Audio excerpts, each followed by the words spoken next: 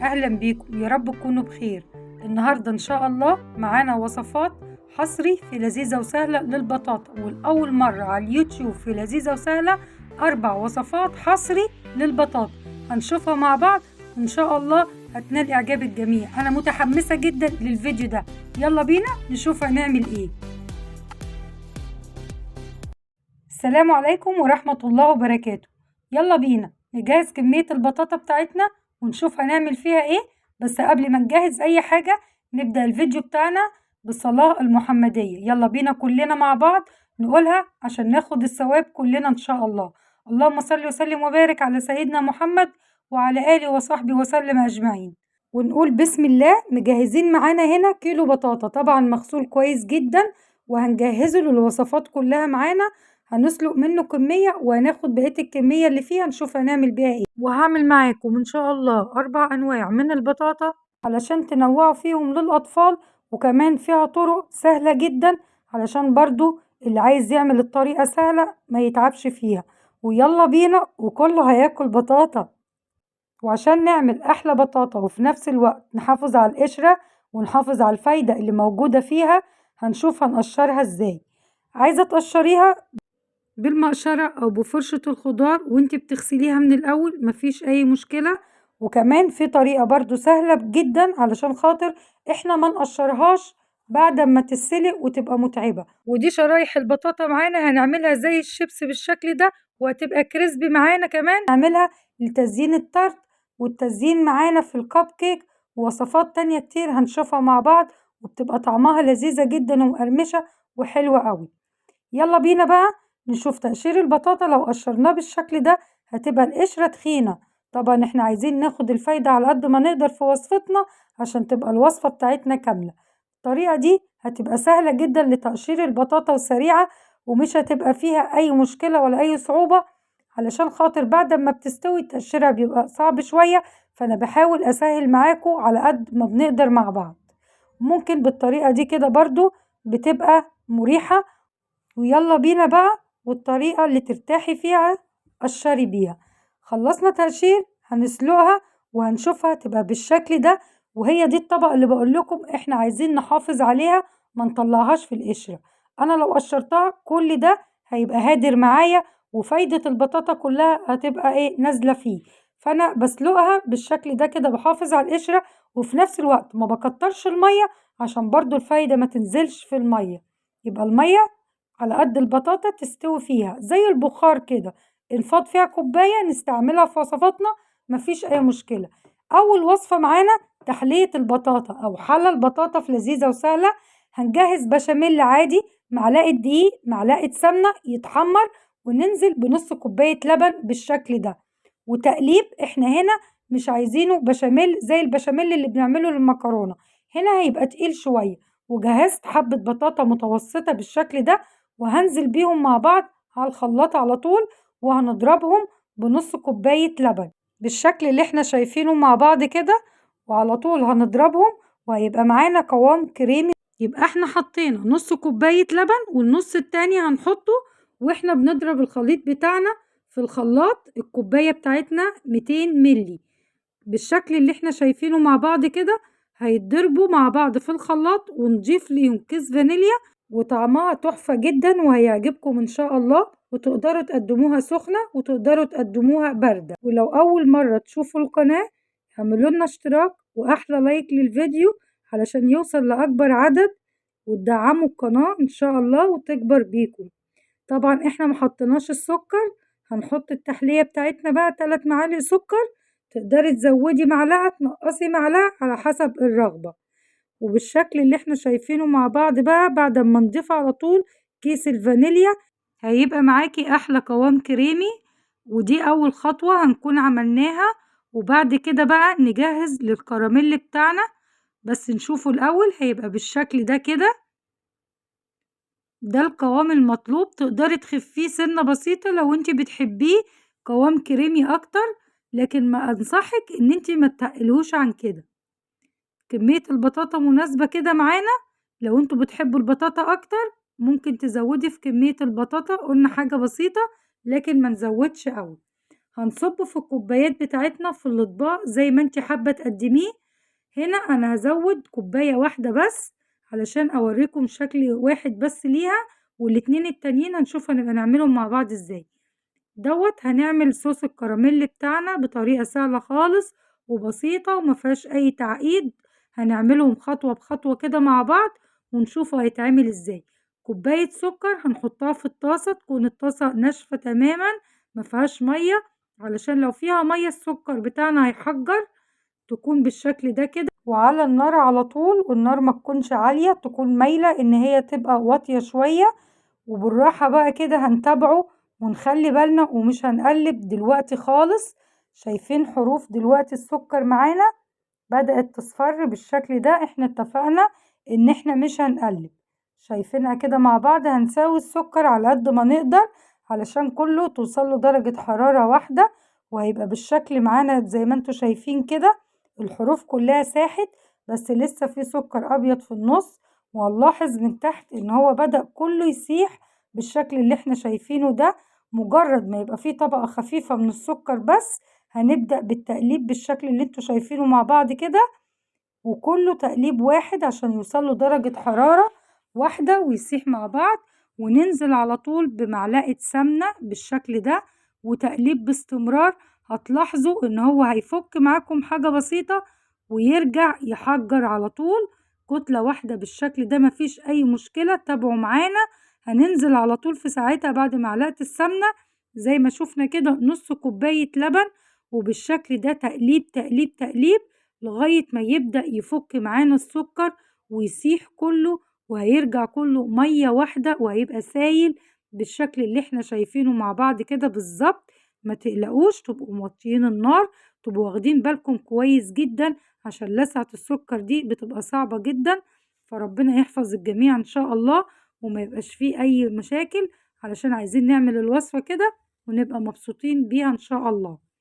هيبقى الشكل معانا الجميل الرائع دوت. طبعا هنبقى محضرين كمان معانا معلقة نشا كبيرة ومدوبينها في نص كوباية مية أو نص كوباية سلقة البطاطا أو نص كوباية لبن المتاح معاكي. هنسيبها وتقليب لغاية ما تاخد القوام دوت كده وتتشمع معانا.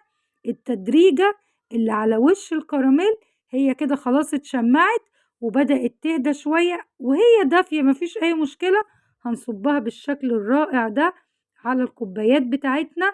هنبقى صابين تحتيها اللي هو الخليط اللي احنا عملناه، وهتطلع معانا زي ما انتوا شايفين كده. شايفين لونها قد ايه جميل وطعمها هيعجبكم جدا. وانتوا تقدروا بقى تتحكموا بقى في الشكل اللي انتوا عايزينه بطريقة التقديم اللي انتوا حابينها. ممكن تعملوا طبقات، تعملوا طبقتين بس مفيش اي مشكلة.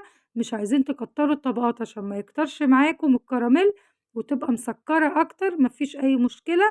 تعملوها زي ما انتوا حابين، تزينوها بمكسرات، اي نوع مكسرات انتوا حابينه مفيش اي مشكلة. تزينوها بكراميل، تعملوا لها طبقة مهلبية.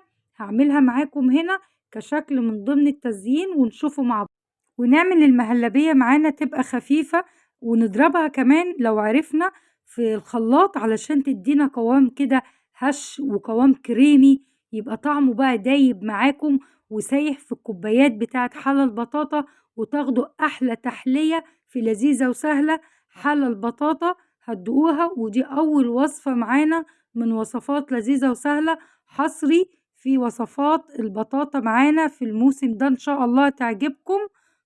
زي ما احنا شايفين مع بعض كده هننزل بيها كتزيين، وهتدي برضو طعم للي بيحب المهلبية، هتدي تست كده زيادة معانا وهتبقى طعمها جميل جدا. وتزينوها بالطريقة اللي انتوا حابينها زي ما انتوا شايفين كده. وتقدري بقى ايه تنوعي واحتاري واختاري. ايه رأيكم بقى في شكلها؟ شايفين صوص الكراميل قد ايه هو جميل، وعملناه بطريقة سهلة خالص. وما تقلقيش منه، امشي على الخطوات بالظبط هيعجبك ان شاء الله. وهيبقى سهل وهتعتمد الطريقة دي على طول، طريقة سهلة ما فيهاش اي صعوبة. شايفين بقى شكله معانا؟ هنقدر نعمل مربعات كده، تقدري تعملي بقى اي شكل انت حباه، وتزودي في الكراميل بقى على حسب الكمية اللي انتوا بتحبوها. وطبعا هيبقى من ايدك احلى واحلى. ويلا بينا بقى على تاني وصفة عندنا، وهي بسبوسة البطاطا السريعة. في لذيذة وسهلة، هنعمل بسبوسة وبالبطاطا وسريعة جدا في 5 دقايق. أسرع تحلية ممكن تدوقيها في 5 دقايق بالظبط حرفيا. هتكوني مجهزة نص كوباية لبن، وتحطي عليهم على طول و4 معالق سميد اللي هو دقيق البسبوسة، وكمان هنكون حاطين معلقة جوز هند على حسب الرغبة بقى، وكيس فانيليا، وهنحط نص معلقة سمنة، هنحط نص بس مش هنكتر. وطبعا هنحط تحلية السكر بتاعتنا 3 معالق سكر، وهنكون مجهزين واحدة بطاطا متوسطة. بس هنا البطاطا مش هنخليها بيوريه ومش هننعمها، انا عايزاها بالمعلقة كده وانا بقلب السميد تكون قطع كده واضحة معايا، عايزة احس بطعمها، لان هنا السميد هيتقلب باللبن وهيكون كله كتلة واحدة زي ما احنا شايفين كده، وهياخد طعم جميل جدا، وتكون قطع البطاطا فيه كده. وبكده نكون خلصنا الوصفة بتاعتنا حرفيا 5 دقايق بالشكل اللي انتوا شايفينه ده. وعلى طول على طبق التقديم بتاعنا هننزل بيها في طبق التقديم، وتاخدي الشكل بتاعك بقى اللي انت حباه. اي شكل تقديم انت عايزة تقدميها بيه تقدري تقدميها، وطريقة التزيين زي ما انت حابة. ممكن تحطي صوص الكراميل بتاعنا، ممكن تحطي مهلبية كريمي من اللي احنا عملناها تكون بالشكل التزيين بسيط، جوز هند، اي شكل، مكسرات. وطبعا من على الوش ما تنسيش معلقة عسل نحل، هناخدها بالشكل العشوائي ده كده على طول، خطوط كده بس، تدي معاكي لمعة وتدي معاكي طعم بسيط كده علشان ما نكترش السكر معانا اكتر من كده، ويبقى حاجة كده طبيعية ومفيدة للأطفال، ويبقى عملنا بسبوسة وحاجة مفيدة وبالبطاطا كمان، وفي 5 دقايق، ولا فرن ولا أي تعقيدات، وهتكون سهلة معانا وطعمها ولا أروع. يلا بينا على الوصفة التالتة على طول زي ما احنا شايفين معانا كده.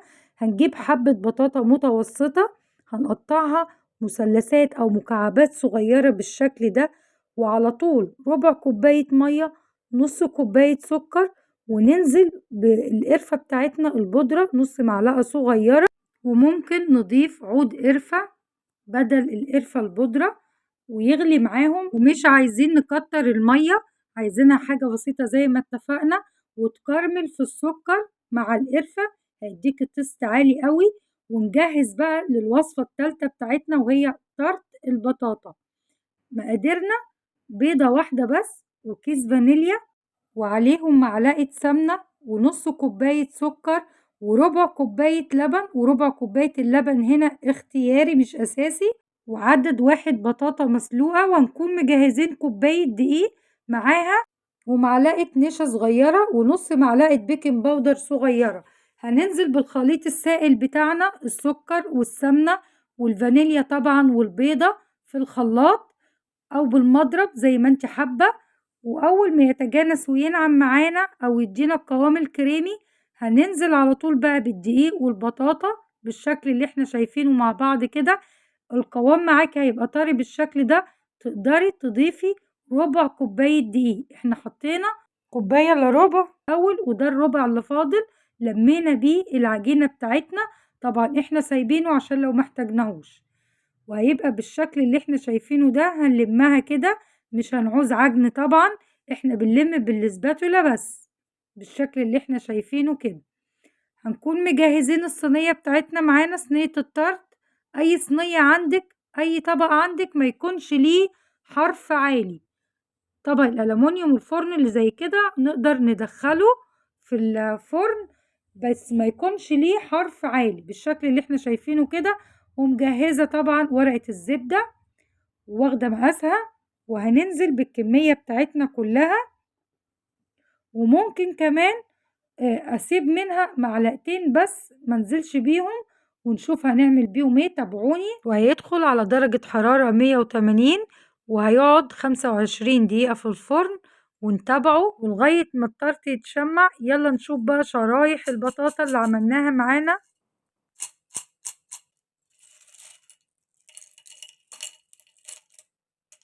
شايفين؟ تعالوا بقى. شايفين؟ بصوا اسمعوا الصوت معايا.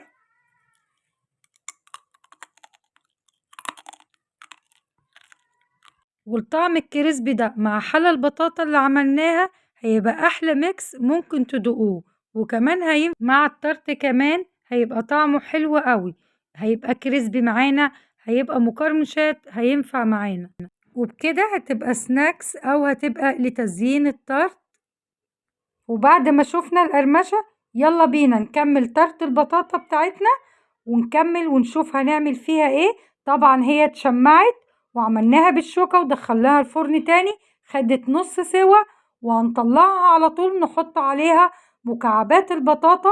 انا مش عايزة اقول مكعبات بطاطا، دي احلى من مكعبات التفاح، عايزاكم تجربوها بالقرفة، تحفة جدا. هنكمل الصينية بتاعتنا كلها بالشكل اللي احنا شايفينه كده مع بعض، والخليط بتاعنا المعلقتين اللي كنا سايبينهم هنحطهم على وش البطاطا. الخطوة دي اختياري، انا هعملها معاكم بالطريقتين، طريقة هغطي خليط البطاطا بتاعتنا، والطريقة التانية هسيبه، وهتشوفوا الاتنين احلى من بعض، الاتنين طعمهم روعة، وصفة مفيدة، وهتبقى حاجة سريعة للأطفال الصبح كمان. لو انت عاملاها ممكن ياخدوها مع كوباية لبن، هتبقى مفيدة جدا. واللي حابب يشوف الحلقة بتاعت فطور السريع للمدارس وأفكاره يقدر يرجع لها على الصفحة بتاعتنا على اليوتيوب. يلا نكمل وصفتنا. طرت البطاطا طرت ولا أروع، طعمه تحفة جدا، هيعجبكم، مش هياخد وقت كده في النار. بعد ما دخلناه نخلي بالنا عليه بالشكل ده، وهنطلعه بمعلقة عسل نحل، معلقة شربات اللي انت موجود عندك تقدري تسقيه بيه. احنا هنا هنسقيه علشان احنا حطينا معلقتين الخليط اللي كنا سايبينهم وحطيناهم على الوش. شايفين شكله واخد سوا جميل معانا، ولونه تحفة جدا، وهيعجبكم ان شاء الله. تقدروا تزينوه بالطريقة اللي انتوا حابينها وتقدموه زي ما انتوا حابين. احنا هنا هنقطعه مثلثات، نقدر نقطعها مربعات صغيرة. الطريقتين في التقديم هتعجبكم، وهتبقى روعة جدا بالشكل اللي انتوا شايفينه كده ولا أروع. وادي العسل اهو حطيناه خلاص، وهيبقى معاكم جاهز كده، وخلصنا الوصفة التالتة من وصفات البطاطا. هنقدمه مع الشرايح الكريسبي من البطاطا اللي احنا عملناها، مع شيبس البطاطا، زي ما انتوا حابين تسموها بالشكل ده، وهتبقى مدية طعم كريسبي مع الطرت بتاعنا، وهيبقى طعمها تحفة جدا وهيعجبكم. وما تنسوش بقى تكتبولي رأيكم في التعليقات عشان تشجعوني وانزل لكم بمزيد من الوصفات ان شاء الله.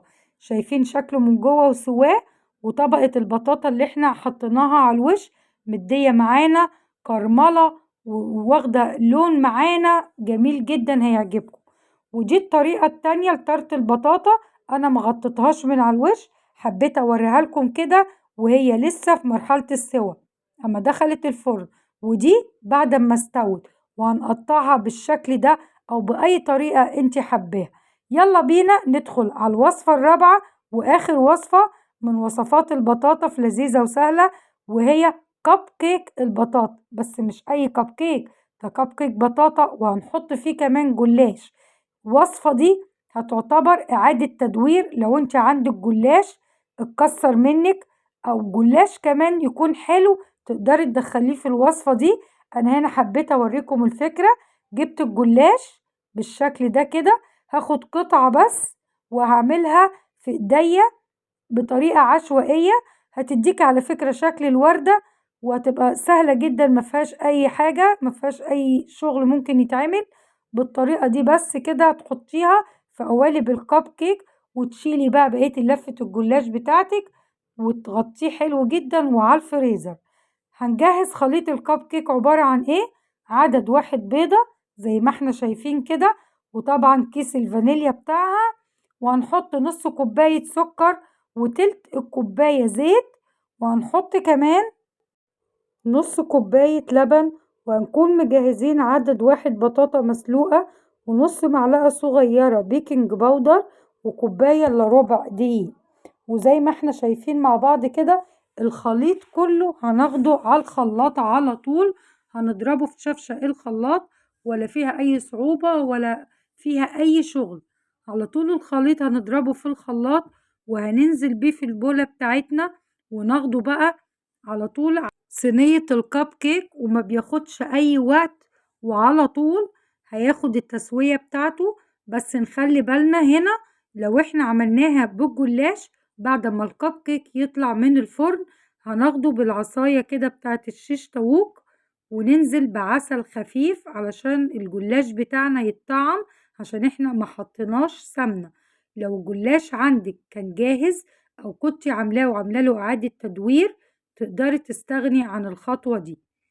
يبقى ادي البطاطا بتاعتنا، شايفين قد ايه بقى جميلة وهتبقى مفيدة، وبرضو تقدري تضيفيها في فطور المدارس، تبقى وجبات خفيفة معاكي ومش هتاخد وقت، وممكن كمان تبقى في اللانش بوكس. مدة التسوية بتاعتها في الفرن بتبقى من 15 دقيقة لتلت ساعة، ما بتاخدش وقت خالص. وتتابعيها تبقى بالشكل اللي معاكي دوت. ممكن ننزل بنص كمية البطاطا وبعد كده الجلاش وبعد كده النص التاني، وممكن تحطي الجلاش من تحت وبعد كده البطاطا. الطريقتين هتبقى الوصفة فيهم ممتازة وهتعجبك ان شاء الله. نقدر نزينها بمكعبات البطاطا اللي احنا كرملناها في طارة البطاطا وهتبقى بالشكل الجميل ده. ممكن كمان تزينيها بالمكسرات الموجودة عندك، ممكن كمان تسيبيها سادة او برقائق الشيبس اللي احنا عملناها بتسميها، وهتبقى بالشكل الجميل ده. وايه رأيكم بقى؟ مستنية تقولولي رأيكم في التعليقات. ويا رب الوصفات اللي عملناها في لذيذة وسهلة الحصرية اللي لأول مرة تكون عجبتكم، وإن شاء الله مزيد من الوصفات اللي هتنال إعجاب الجميع. وما تبخلوش بقى علينا بأحلى لايك، وتسلم إيدك وحاجات التعليقات الحلوة اللي تفرح دي. إيه رأيكم بقى؟ إحنا ما شفناش البسبوسة السريعة اللي بالبطاطا، هنشوفها مع بعض ونشوف بقى الوصفات بتاعتنا كلها. ادي البسبوسة السريعة باللبن بتبقى طعمها تحفة جدا، واللي بيحب البطاطا واللي ما بيحبش البطاطا هتعجبه الوصفات دي وهيعتمدها وهيقدر يستفيد من فوائد البطاطا. لو ما بياكلوش البطاطا يقدروا يعملوها بالطرق دي ويستفيد من فوائد البطاطا. وادي طرت البطاطا ولا اروع، وادي تحلية البطاطا، حلق البطاطا اللي احنا عملناه في الكوبايات اهو، وادي الطبقات بتاعتنا زي ما عملناها. ولو عايزة الطعم كريمي اكتر تقدري تخففي الوصفة بتاعتك هيديكي طعم كريمي اكتر، او لو حابة ان هي تبقى سايحة شوية علشان ترضي جميع الاذواق يبقى احنا عملناها بكذا طريقة وزيناها بكذا شكل. وامشي على المقادير وعلى الوصفة كاملة زي ما بقولك، وانت هتاخدي وصفة ممتازة وهترضي ان شاء الله جميع الاذواق برضو وهتعجبك وتزيني بالشكل اللي انت حباه. انا اديتك كذا طريقة للتزيين تقدري تختاري منها، تقدري تزودي التزيين زي ما انت حابة، واحتاري واختاري. نشوف بقى الكب كيك وجماله وقد ايه الوصفة جميلة وهتعجبكم ان شاء الله. تحفة تحفة جدا. شايفين بقى واخد معانا طراوة البطاطا وفي نفس الوقت هياخد معانا قرمشة الجلاش وهيبقى طعمه روعة ان شاء الله وهيعجبكم. والمكسرات في تحلية البطاطا تبقى حلوة قوي. يبقى احنا عملنا 4 وصفات. ادي الكب كيك عملناه معانا وعملناه بالطريقة اللي انتوا شفتوها ديت جميلة وسهلة قد ايه، وعملنا حلى البطاطا في كوبايات، وعملنا بسبوسة البطاطا السريعة في 5 دقايق بس. وطبعا ما ننساش البطاطا المشوية اللي معجونة بالعسل وجوز الهند. يا رب الوصفات تكون عجبتكم واستنى رأيكم في التعليقات. ودمتم بخير وعافية، والسلام عليكم ورحمة الله.